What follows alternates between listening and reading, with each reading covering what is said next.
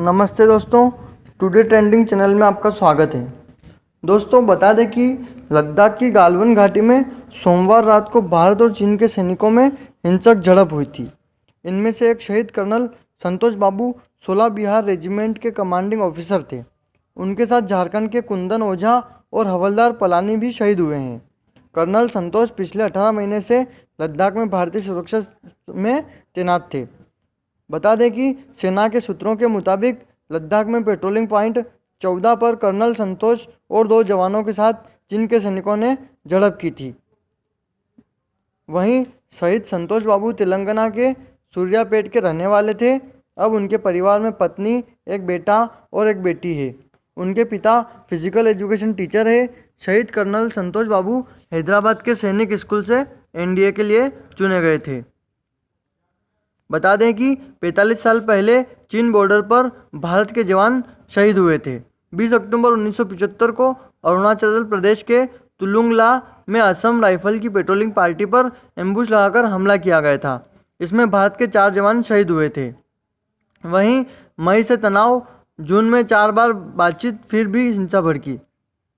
बता दें कि भारत चीन के बीच 41 दिन से सीमा पर तनाव है। इसकी शुरुआत 5 मई से हुई थी। इसके बाद दोनों देशों की सेनाओं के बीच जून में 4 बार बातचीत हो चुकी है।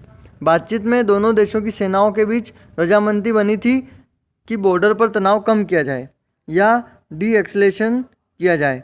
डी एक्सलेशन के तहत दोनों देशों की सेनाएं विवाद वाले इलाकों में पीछे हट रही थी। बता दें कि भारतीय विदेश मंत्रालय ने झड़प की बात सामने आने के करीब 8 घंटे बाद भारतीय विदेश मंत्रालय ने कहा है कि झड़प के दोनों पक्षों को नुकसान हुआ है। भारतीय विदेश मंत्रालय ने कहा है कि झड़प से दोनों पक्षों को नुकसान हुआ है। अगर चीन की तरफ से दोनों देशों के बीच हुई बातचीत का पालन किया जाता तो इसे टाला जा सकता था। भारत ने हमेशा अपनी सीमा में रहकर ही मूवमेंट किया है। हम उम्मीद करते हैं कि चीन भी ऐसा ही करे। विदेश मंत्रालय ने कहा है कि बातचीत के जरिए सीमा पर शांति बनाए रखना जरूरी है, लेकिन हम मजबूती के साथ यह कहना चाहते हैं कि भारत की संप्रभुता और क्षेत्रीय अखंडता से समझौता नहीं किया जाएगा। 45 साल यानी 1975 के बाद भारत चीन सीमा पर ऐसे हालात बने हैं जब भारत के जवानों की शहादत हुई है। इस बार कोई गोली नहीं चली। दुनिया की 2 एटमी ताकतों के बीच 14,000 फीट ऊंची गलावन वैली में पत्थर और लाठी से झड़प हुई है। बता दें कि इससे पहले 20 अक्टूबर 1975 को अरुणाचल प्रदेश के तुलुंगला में असम राइफल की पेट्रोलिंग पार्टी पर एम्बुश लगाकर हमला किया गया था। इसमें भारत के 4 जवान शहीद हुए थे। बता दें कि दोनों देशों के बीच 41 दिन से सीमा पर तनाव है।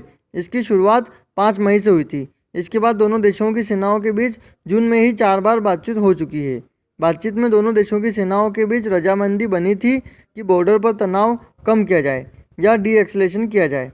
वहीं पूर्व director general of military operations lieutenant general Vinod Bhatia बताते हैं कि दोनों ओर से सैनिकों के बीच झड़प और उनके एक कर्नल और 2 जवानों की शहादत बेहद चिंता की बात है। दोनों ही पक्षों को आपस में मिल बैठकर हालात को तुरंत काबू में लाना होगा। यह हिंसक झड़प बताती है कि हालात बेहद तनावपूर्ण है, इसे हल्के में न लिया जाए। दोस्तों 1962 की जंग के बाद 11 सितंबर 1967 को सिक्किम के नाथुला में भारत और चीन के बीच हिंसक झड़प हुई थी। उसके बाद 15 सितंबर 1967 को भी झड़प हुई थी। विवाद अक्टूबर 1967 में जाकर थमा था। चीन ने तब दावा किया था कि भारत के 65 सैनिक शहीद हुए थे। वहीं चोला झड़प में भारत के 36 जवान शहीद हुए थे। अनुमान है कि पूरे टकराव के दौरान 400 चीनी सैनिकों की भी मौत हुई थी। दोस्तों पिछले महीने यानी कि 5 मई को पूर्वी लद्दाख के पेंगोल झील के पास जो घटना हुई थी, तब उस दिन शाम के वक्त इस झील के उत्तरी किनारे पर फिंगर 5 इलाके में भारत चीन के करीब 200 सैनिक आमने सामने हो गए थे। भारत ने चीन के सैनिकों की मौजूदगी पर एतराज़ जताया था। पूरी रात टकराव के हालात बने रहे थे। अगले दिन तड़के दोनों तरफ के सैनिकों के बीच झड़प हो गई थी। बाद में दोनों तरफ के आला अफसरों के बीच बातचीत के बाद मामला शांत हुआ था। बता दें कि 9 मई को जगह उत्तरी सिक्किम में 16,000 फीट की ऊंचाई पर मौजूद नाकुला सेक्टर में यह 150 सैनिक आमने सामने हो गए थे। आधारिक तौर पर इसकी तारीख सामने नहीं आई है। हालांकि द हिंदू की रिपोर्ट के मुताबिक यहाँ झड़प 9 मई को हुई थी। गश्त के दौरान आमने सामने हुए सैनिकों ने एक दूसरे पर मुक्कों से वार किए। इस झड़प में 10 सैनिक घायल हुए। यहाँ भी बाद में अफसरों ने दखल दी तथा फिर झड़प रुकी थी। अगली झड़प 9 मई को लद्दाख में हुई थी। जिस दिन उत्तरी सिक्किम में भारत चीन के सैनिकों में झड़प हो रही थी, उसी दिन चीन ने लद्दाख में लाइन ऑफ एक्चुअल कंट्रोल पर अपने हेलीकॉप्टर भेजे थे। चीन के हेलीकॉप्टरों ने सेना को तो पार नहीं की, लेकिन जवाब में भारत ने लेह एयरबेस से अपने सुखोई 30 MKI फाइटर प्लेन का बेड़ा और बाकी लड़ाकू विमान रवाना कर दिए थे। मीडिया रिपोर्ट्स की माने तो हाल में बरसों में ऐसा पहली बार हुआ है जब चीन की ऐसी हरकत के जवाब में भारत ने अपने लड़ाकू विमान सीमा पर भेजे हैं। बता दें कि 15 जून की शाम मामले को सुलझाने की प्रक्रिया चल रही थी, तभी झड़प हुई जिसमें एक ऑफिसर और 2 जवानों की हत्या हो गई। सेना के सीनियर लीडर मसले को सुलझाने की कोशिश कर रहे हैं। उम्मीद है जल्दी ही मामला सुलझ जाएगा। मीडिया रिपोर्ट्स के मुताबिक चीन के भी सैनिक मारे गए हैं, लेकिन कितने ये जानने के लिए कुछ वक्त लगेगा, क्योंकि चीन कभी खुद ये बात नहीं बताएगा। हमारे देश में लोकतंत्र है और हम बता देते हैं कि हमने कितने सैनिकों को खोया है, लेकिन वो कभी नहीं बताते। पाकिस्तान से सटी लाइन ऑफ कंट्रोल से उलट चीन से लगी लाइन ऑफ एक्चुअल कंट्रोल पर गोली चलने की घटनाएं आम नहीं है।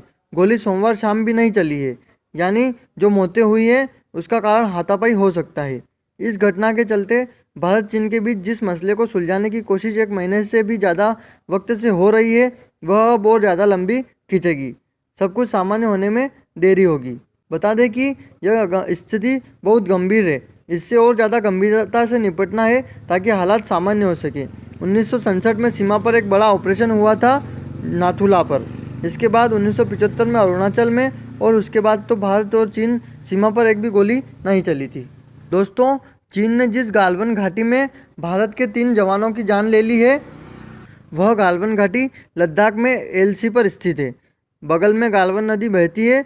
यह वही अक्साई चीन इलाका है जिसे चीन ने अपने कब्जे में ले रखा है। गालवन नदी काराकोरम रेंज की पूर्वी छोर समांगलिंग से निकलती है, फिर पश्चिम में बहते हुए श्योक नदी में मिल जाती है। गालवन घाटी का पूरा इलाका रणनीतिक रूप से भारत के लिए काफ़ी अहम है।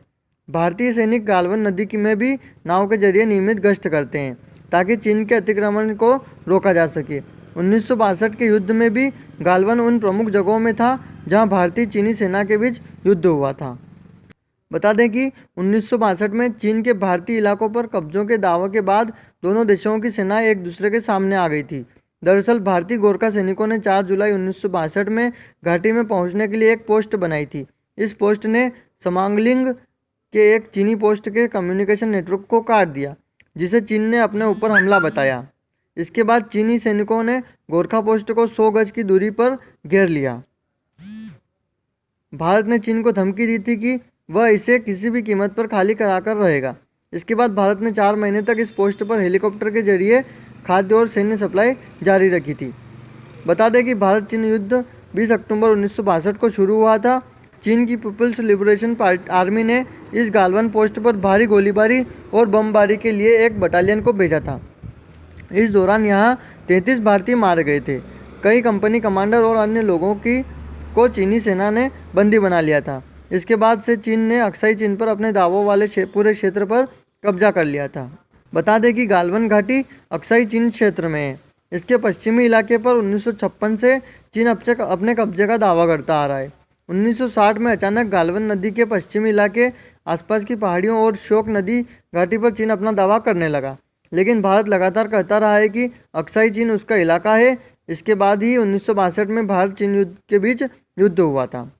वहीं इस नदी का नाम गुलाम रसूल गालवन के नाम पर रखा गया है। रसूल गालवन लेह के रहने वाले थे। माना जाता है कि उन्होंने इस नदी को खोजा था। उन्हीं के नाम पर इस घाटी का नाम भी पड़ा है। उन्होंने 1899 में इस नदी का पता लगाया था। दोस्तों, अभी के लिए इतना ही। ऐसी ही और जानकारी के लिए हमारे चैनल को अभी सब्सक्राइब करें। नोटिफिकेशन पाने के लिए बेल आइकन को प्रेस करें तथा वीडियो को लाइक और शेयर ज़रूर करें। धन्यवाद।